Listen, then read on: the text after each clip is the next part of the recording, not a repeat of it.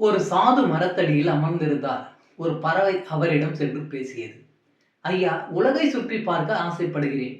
முதலில் 1000 காத தூரம் கடலில் பறந்து அழகான ஒரு தீவை பார்க்க விரும்புகிறேன் என்றது.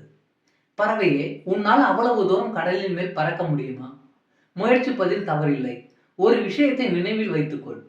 பிரயாணத்தின் போது முதல் முறையாக உனக்கு சோர்வு ஏற்பட்டால் உடனடியாக புறப்பட்ட இடத்திற்கே திரும்பிவிடு என்றார் சாது. தலையை அசைத்துவிட்டு பறந்தது பறவை. பக்கத்தில் இருந்த சீடனிடம் பேசினார் சாது.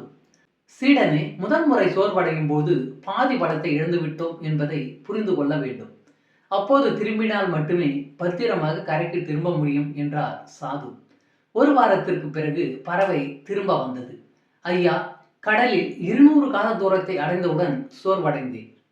நீங்கள் சொன்னபடி உடனே திரும்பிவிட்டேன். பயணத்தை தொடர்ந்திருந்தால் கடலில் விழுந்திருப்பேன். இருந்தாலும் சில தினங்களுக்கு பிறகு என் முயற்சியை தொடர விரும்புகிறேன் என்றது பறவை. பறவையே, இம்முறை உன் துணையையும் உடன் அழைத்து செல். பறக்கும்போது 2ஆம் முறையாக சோர்வடைந்தவுடன் திரும்பி வா என்றார் சாது. 15 நாட்கள் ஓடிப்போனது. மீண்டும் பறவைகள் திரும்ப வந்தன. ஐயா, எங்களால் கடலில் 400 காத தூரம் தான் பறக்க முடிந்தது.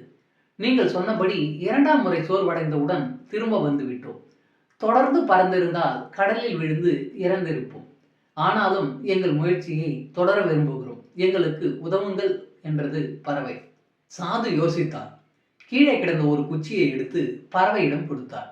பறவைகளே, பயணத்தின் போது இந்த குச்சியை உங்களுடன் எடுத்து செல்லுங்கள். சோர்வு ஏற்படும் பொழுது இந்த குச்சியை கடல் தண்ணீரின் மீது போடுங்கள்.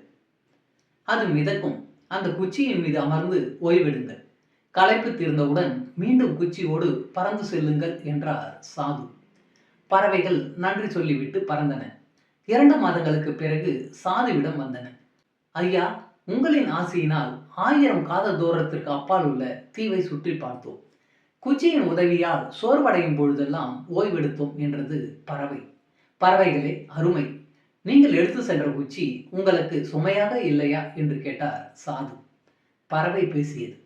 ஐயா, சில நாட்கள் குச்சியை தனித்தனியே சுமந்து பறந்தோம். சில இடங்களில் சேர்ந்தே சுமந்தோம். அப்பொழுதெல்லாம் அது எங்களுக்கு சுமையாகவே இருந்தது. பல இடங்களில் எங்களுக்குள்ளே சண்டையும் வந்தது. ஆனால் கடலில் குச்சியை போட்டு அதில் நாங்கள் ஓய்வெடுக்கும் போதுதான் குச்சியை நாங்கள் சுமக்கவில்லை, குச்சிதான் எங்களை சுமக்கிறது, காப்பாற்றுகிறது என்ற உண்மை புரிந்தது என்று சொல்லிவிட்டு பறவைகள் பறந்தன. சாதுவை பார்த்தான் சீடன். சாது பேசினார். சீடனே, பறவை முதலில் தனியாக பறந்தபோது எளிதில் சோர்வடைந்தது. துணையோடு பறந்தபோது அதிக நேரம் சோர்வடையாமல் பறக்க முடிந்தது. அதற்கு காரணம் துணை. ஆனாலும் இலக்கை அடைய முடியவில்லை. இலக்கை அடைய குச்சி என்ற கருவி அவசியமாகிறது. அந்த கருவி ஓய்வை கொடுத்தது, சண்டையை கொடுத்தது, பல நேரங்களில் சுமையாக தெரிந்தது. ஆனால் அந்த கருவியின் உதவியால் மட்டுமே இலக்கை அடைய முடிந்தது. பறவைகளுக்கு குச்சியை போல மனிதர்களுக்கு இல்லறம் கருவியாகிறது. சம்சார சாகரம் என்ற பிறவி கடலை கடக்க கடலில் குதிக்க வேண்டியதில்லை, நீந்த வேண்டியதில்லை. இல்லறம் என்ற குச்சியின் உதவியால் மிதந்தே கடக்கலாம் என்று சொல்லிவிட்டு நகர்ந்தார் சாது. குச்சியை சுமப்பதாக பறவைகள் ஒரு தோற்றத்தை ஏற்படுத்தினாலும் குச்சியே பறவைகளை சுமக்கிறது.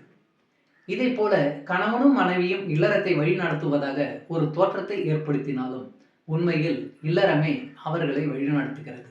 இதுவே இல்லற ரகசியம். நன்றி. வாழ்க வளமுடன்.